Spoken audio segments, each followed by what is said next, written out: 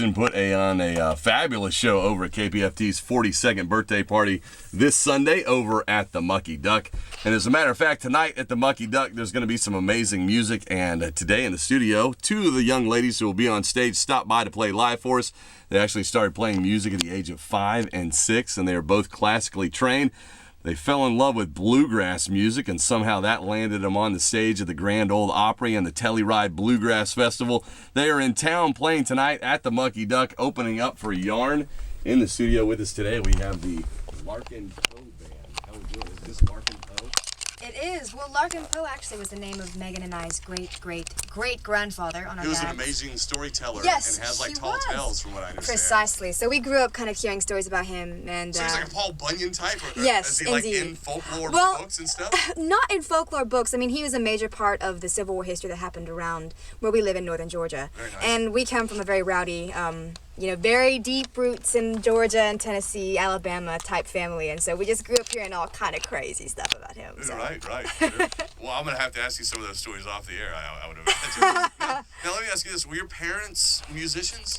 Actually not at all. Like you said, we started playing classical violin when we were babies, and then we went to a bluegrass festival, and we were lucky enough, that our parents, wanted us to play music, and I don't think either of them ever suspected that we would be professional musicians. Our parents are both actually doctors. And so when it became obvious that we were kind of doing it like all the time, that we were playing music everywhere, and that was basically all we were doing, it was like, oh, well, we're playing like we're musicians, and it's been wonderful, but yeah, it's very unexpected. Very nice. Now you guys started singing in choir as well? Yeah, more or less. Sure. The three of us girls, because actually Megan and I used to tour in a band called the Lovell Sisters with our eldest sister, Jessica, and she's 5 years older than me, and so we sang harmony, in church and stuff as part of a trio. But then about 6 years ago, when we started touring as the Lovell Sisters, it was the three of us, and it was always us together. But then, I guess 2 years ago, Jessica, she left the band and got married, went back to school, and so now it's just Megan and I, and we're rocking along our merry way. Right. And you guys have been at it for about 2 years by yourselves? About 2 years, yeah. Okay. Now, I think that sometime when you were with your other sister as the Lovell Sisters, you guys made it to Prairie Home Companion. Yeah. And you guys won the Teen Talent Competition. Yes, that was our biggest break as a band yet. But it was our first gig, actually, as well. We got onto the talent show and ended up winning it. And from there, we had a lot of people calling us and saying, oh, we need to come and play. And we're thinking, well, we've never done this before, but okay. And that's where we started touring, pretty much. Sure. Now, I know that you guys were classically trained. We talked about that earlier, but I think that you discovered a Jerry Douglas album that kind of changed everything. Yes, we did. Tell me a little bit about that. Oh, yes, I heard the Jerry Douglas album, and I knew I wanted to play dobro. Right. And I have never looked back. And that's kind of what inspired us to get going in, acoustic, folk, rock. We really enjoy that genre of music, as well as, blues and R&B. Now, Southern rock. The parents, they invested all this time and energy for you girls to be classically trained. Did it break their heart when you guys switched to bluegrass? Not so much. I think that they, along with us, realized, in order to maintain classical music as a hobby, it's like, okay, well, I'm going to sit in my living room and play a piece that was written, several hundred years ago that's supposed to be played with 80 people, and I'm just going to kind of jam by myself. It's not, like, really a tenable thing. Sure. So for us to, like, pick up bluegrass where you can just sit around and there's jamming going on, especially where we come from in Georgia, there's picking parties everywhere, and so it was a natural fit. Very nice. Yeah. Very cool. Now, I guess it was about 2 years ago, you released 4 CDs in 1 year? Yes, that was 2010. That was our first year as a band. And Jessica left the band December of 2009, pretty much. So by the time the new year rolled around, Megan and I had really kicked it into high gear. And we wrote, a whole bunch of material, all of the CDs that we released in 2010. We ended up releasing one for each season, spring, summer, fall, and winter. And we wrote all the songs for it. So we were on the road, and then we get back in the studio and record. And it was a really exciting year for us. I think we learned a lot. But yeah, got 4 CDs out. It was great. It put pressure on us, and it really made us move forward very quickly. It was good. That's good. Good experience for you. Mm-hmm. Now, you travel with two other young men. Tell us about these two guys who will also be with you on stage this evening, who are not in the studio with us right now. Yes, we have on drums Chad Melton. He's a great guy from Knoxville, Tennessee. And our guitarist, he actually plays guitar and bass at the same time and then sings some really nice harmonies. So, and his name's Rick Lawler. He's from Atlanta. So, Okay. yeah. Very nice. We have the Larkin Poe band in the studio with us, and they're going to play as a four-piece tonight, but we have the two young ladies in the studio, and they're going to sing us one live. And, Yes. what are we going to start with? This is an old gospel one called In My Time of Dying. Very nice.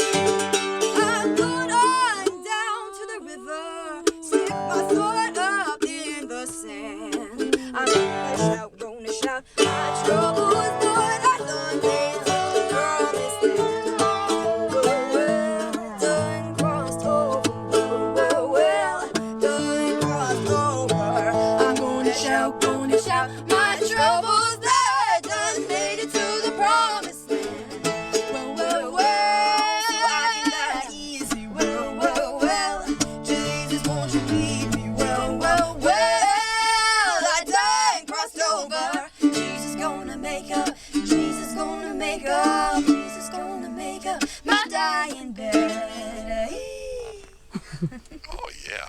All the way from Georgia, live in the KPFT studio, the Larkin Poe band playing tonight over at the Mucky Duck.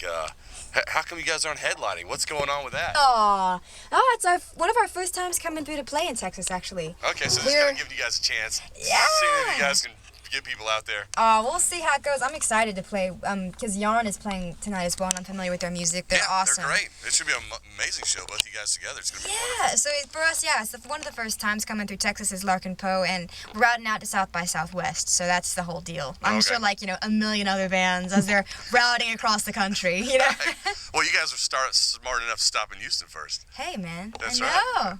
Now, you guys are headed to Denmark this summer as well as the UK? Well, yeah, actually, this summer we're going to be going for about 2 months on a big European tour. We're really excited because we're playing pretty much the top 10 festivals in the UK. Amazing. Good. Yeah, we've been over touring in Europe about 7 times as a band, so for us it's a really good experience. This past winter, actually, right before Christmas, we were on tour, and we hit Denmark and Netherlands and Norway and UK, all over, and we actually were on tour with Elvis Costello, and he's And you guys did some projects with him as well, is that right? Yeah, actually, we got in contact with him before the tour actually happened, and he asked us to be part of his band on stage. Yeah, did he see you guys live, or had that all? Yeah, actually, it was at Merle Fest, which is a great festival in North Carolina. We played there we played there many years running. We were really lucky to get to go there several times. But one year we played as part of this big Super Jam festival on the main stage, and he was playing at the festival as well, and so we got up and sang harmonies behind him, and he just really liked it, and so then kept in touch and flew us like all over the country to open for him, and then had us along for the tour. It was an amazing experience. That's huge. Yeah. Very nice. And tell me about the project that you guys did together. I guess was that it, or did you guys record something with him? We didn't actually record anything, but that's not out of the cards, I guess. Yeah, right. We hope. Fingers crossed. Now, also, besides all the festivals this summer, you guys ever done one of the cruises? We have. Are you familiar with Kayamo Cruises? No, tell me. It's a great music cruise done by a company in Atlanta, actually. It's called Kayamo, and so we got to go on that. And that had, Indigo Girls, just anybody and everybody that you'd want to see. John Prine, Brandy Carlisle. Cool. And so that was a really neat experience. So we've gotten to do a lot of touring, but we're definitely excited to be coming through and playing places that we've never been, and hope that people will come out and meet us, because we gotta make more friends. There you go. Yeah. And now, where can they find you online if they can't make it tonight? Yeah, we got music streaming on our website, a lot of it, and it's larkinpoe.com. And then we also have a Facebook page and all that jazz. And we do tour videos, which is a very interesting aspect, I think, of our band. People can get on our Facebook and watch kind of what it's like for us being on the road. We post videos pretty much every day, so people gotta check it out. Now, is that one of the guys in the band that films that? No, actually, it's me. Yeah, is it? I'm like a videoholic. Yeah, I film everything and then I edit it all in my little iMovie program. Right. It's great. Do you have to talk with the band to see what makes it onto the Facebook page? I think, sometimes people give their consent, sometimes they don't, but it's pretty much live and uncensored Larkin Poe. That's right. You and the band, tell them what's going to happen. We have the Larkin Poe Band live in the KBFT studio playing tonight. And Rebecca, you were just talking about the Mel Fest, which is actually it's like one of the biggest festivals in the country. Yeah, it's got Doc Watson puts it on for his deceased son. Is that right? In memory of his son. That's right. And it gets about 80,000 people on the weekend. It's like one of the biggest, if not the biggest. And when you were 15, you won an award there. Is that correct? Yes. At the mandolin competition. I did. I ended up winning the mandolin competition, which was exciting not only for me because I was 15. It was really exciting for me, but the youngest person to ever win, the only girl woman to ever win. That was the thing that I thought was a shame, and I think it's a good, hopefully something that people will look at and say. Breaking ground. That's huge. I know it's kind of awkward for me to talk about because it feels like I'm tooting my own horn, but it was it was. I am. Don't worry about it. Oh, it was fun though. It was like one of those Cloud 9 moments where you. Well, absolutely. If you're the first woman to ever win that award at the Telluride Festival, and you're only 15, that's huge. Toot your horn all you want. All right, what are you guys gonna play for us?